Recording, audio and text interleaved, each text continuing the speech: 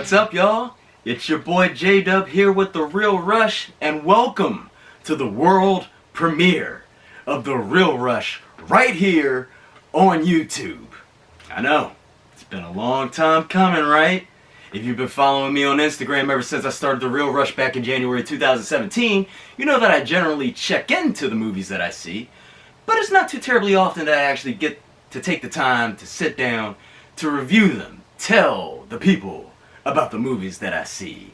A lot of my friends and my followers have been saying, J-Dub, we would like for you to do that on a much more regular basis. And up until this point, I would pretty much post reviews on demand, or if a movie struck me in a certain way that made me feel, yes, I must go forth and tell the world how great this movie is, or how shitty this movie is. But those were very few and far in between, and not nearly on an often enough basis as my check-ins. So now we possess the technology, so hopefully I can start doing this on a much more regular basis, as per requested. So thanks for all the support, and here we are. We even got ourselves a sweet logo. It's Bullet Club inspired, and hopefully, just like the Bullet Club, this will be too sweet. Now, as most of y'all know, I'm an avid movie goer, movie buff. I see movies at an incredible rate. This weekend alone, I saw 7 movies. So let's go ahead and get on down to brass tacks, and let's talk about this weekend's releases. Which ones were hits, which ones were misses, which ones do you need to see? We're going to tell you that right now. Let's start things off with the animated feature, Smallfoot. This is the new cartoon movie from the Warner Animation Group, which tells almost like a reverse story of Bigfoot, where it's told from the point of the Yetis discovering the humans as the quote-unquote Smallfoot. The voice cast in this is stellar. You have Channing Tatum, Zendaya. I hope I didn't mess up your name too much, but stay doing your thing, girl. We have Danny DeVito, James Corden. We even have Jimmy Tatro for the American Vandal fans of Netflix. This movie is more for the kids. The humor is more geared towards the young age range, but it does have a good, strong moral message that the adults will get that hopefully they'll be able to convey to the kids as well. I thought it was pretty good. The only qualm that I really had about it was that the musical numbers seemed a little, not necessarily out of place, but just a little off. With the exception of Common's rap. Oh yes, Common is in the voice cast as well. Common's rap takes place about midway through the movie, and at that point, that's where it hooked me. So once again, not so much for the adults, more for the kids, but great family fare for everybody to enjoy. The next one up, Night School, starring Kevin Hart and Tiffany Haddish. Kevin Hart stars as a man who must get his GED after dropping out of high school if he wants to get a better job and succeed in his mid-30s, and Tiffany Haddish plays his night school instructor. This one, don't believe the critics. Night School had me absolutely rolling. This movie is hilarious. The jokes are on point. I was kind of worried going in that if you've seen your typical Kevin Hart movie, you're not really sure if you're going to get the same thing, if it's Kevin Hart being too cliche at this point, if it's Kevin Hart overdosing on Kevin Hart. I had my worries about that too, but hey, they pulled it off in great fashion. I wouldn't mind going to see this movie again in the theater. This will be a definite Blu-ray pickup when it does come out. If you're looking for a good laugh, it's rated PG-13, which is not too what's the word I'm looking for here? You don't see Kevin Hart in too many PG-13 movies, so you wouldn't think that his type of humor translates too well to a lesser adult audience, but it works. I felt that it works. If anybody else goes to see it, I'd love to hear your thoughts on it as well. Once again, Night School, don't believe the critics. Go see it. Have yourself a good time. Especially, hey, if you need a good laugh, this movie is the one for you. moving right along here.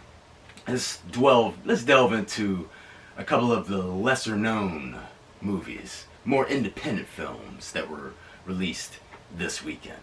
First one up, Blaze. Now this was just released in the Northern Virginia area a couple days ago, but I do believe that it has been in other markets for quite a few weeks now. Blaze, directed by Ethan Hawke, is the story of musician-songwriter Blaze Foley, who inspired the likes of Merle Haggard and Willie Nelson. Country music. I had never heard of this movie or of the musician Blaze Foley himself before the theater that I saw this movie at, Cinema Arts Theater up in Fairfax. Shout out.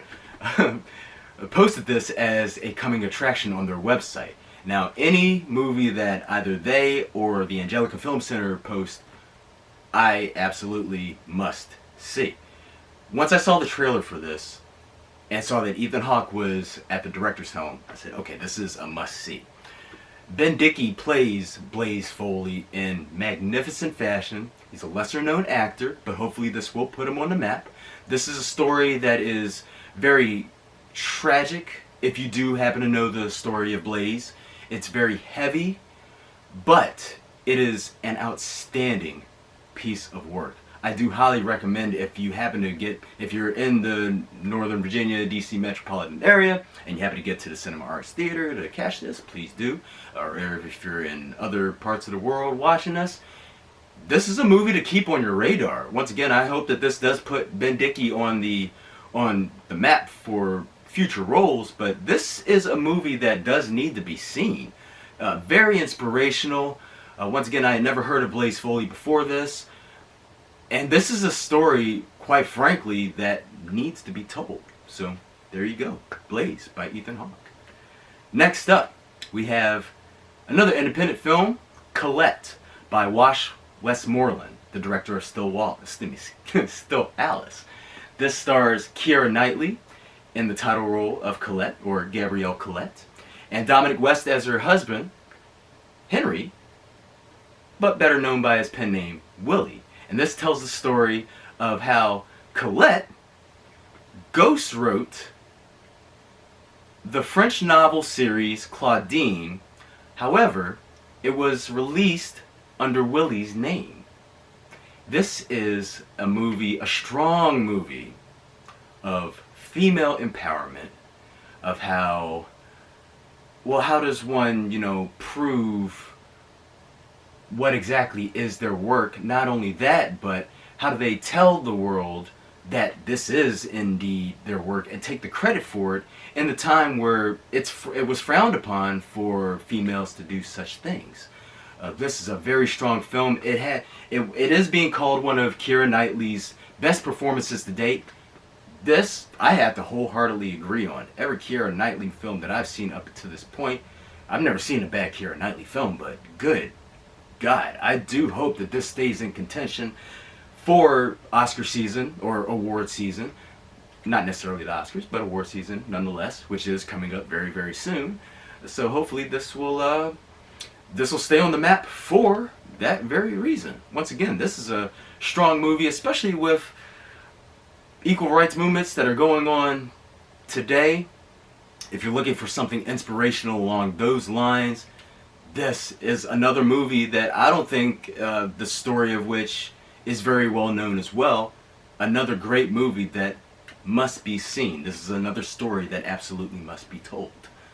The next movie up on the independent film list, my most anticipated pick for the month of September, and not only was it my most anticipated pick, but this is my pick of the weekend. I'm talking, of course, of The Sisters Brothers, which is based on a novel by Patrick DeWitt. This stars John C. Reilly and Joaquin Phoenix as Eli and Charlie Sisters, which are two brothers who are hitmen in the old Wild West during the Gold Rush. This takes place in Oregon in 1851. They've been hired by their boss, for lack of a better term, named Commodore, played by Rutger Hauer, to track down a man named Herman Kermit Warm, played graciously by Riz Ahmed, and this also reunites him with his fellow Nightcrawler co-star Jake Gyllenhaal, who plays John Morris, who has been hired to track down Worm and hold him for the Sisters brothers until they can catch up with him. Now the kicker here is Worm plays a scientist who has concocted a formula where he can find gold in the water without actually having to dig for it. So of course, this being take place in the Wild West and being part of the gold rush, I mean this is a crazy dark comedy, and it fits the timeline perfectly. Let me check my notes here if you don't mind. Amazing job done by the cast. I absolutely loved the screenplay, and it almost felt kind of like a Coen Brothers movie. Once again, I mentioned that this is a dark comedy western. This is a perfect representation of, you know, the times that were going on during the gold rush, and you know what exactly would happen if there were an easier way to find gold in them thar hills around that time. And if such a man were to find such an easier way, you know there's going to be people looking for him to get that moolah, get that shiny brass. Once again, this is my ultimate pick of the weekend. It's currently in limited release. I'm not sure if it's going to get a wider release. I really hope that it does. But regardless, look for showtimes for the Sisters brothers. This is the movie to see this week, hands down. And I'm glad that I wasn't disappointed by this. Every once in a while when I have my most anticipated picks, you know, hey, it's just like picking, you know, which team's gonna win what game or whatnot. You're not always right. Sometimes you walk away disappointed. This one will not leave you disappointed. The humor is on point. It's shocking at times. It's brilliantly dramatic at times. And it's just a great overall balance across the drama, the comedy, the dark comedy, and the Western genres. Moving right along. So what? That's 5 out of the way. We got 2 more to do? Okay. Moving right along. Little Women, starring Leah Thompson as Marmee. This is another adaptation. This is actually the seventh adaptation of the classic Louisa May Alcott novel, and this was released this year to celebrate the 150th anniversary of the novel itself, which I've never read. I'm not sure if I remember if it was required reading back in my day, but unfortunately, I've probably passed on it. I'm not afraid to admit this. And I've never seen an adaptation of the novel before itself. Going into this movie, so that being said, I should say first off, I can't fairly, you know, judge it against the novel itself. It's updated for 2018 times. It's told in a flashback narrative, which at times does seem a little cumbersome. But other than that, it's a very well told story. Going into this movie, I'm not gonna lie, I wasn't exactly jumping at the bit to make this a Saturday night film. But I'm also not gonna lie when I say that by the time that the ending credits rolled, there have been a couple tears that went down these cheekbones. It's a beautiful story. It's a beautiful story. It's rated PG-13. It is released by Paulus Productions. It is a Christian-based production company. They're the same production company that did one of my favorite TV shows from back in the day called Insight. So it's once again, it's very inspirational. It's a great movie for young adults and adults alike. I think if you're looking for, you know, just a lighthearted, good story, good movie to go see, this one's definitely for you. And on the other tip, last but most certainly not least, Hellfest. Because it is getting to that time of year where the scary movies are starting to come out of the woodwork.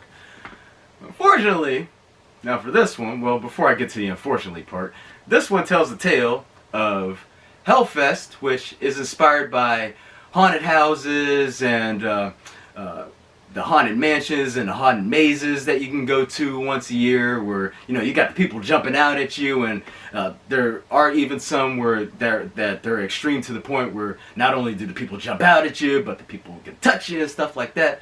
Well, lo and behold, a group of teens wander into one of these places, and there's a killer on the loose. Pretty much take it from there.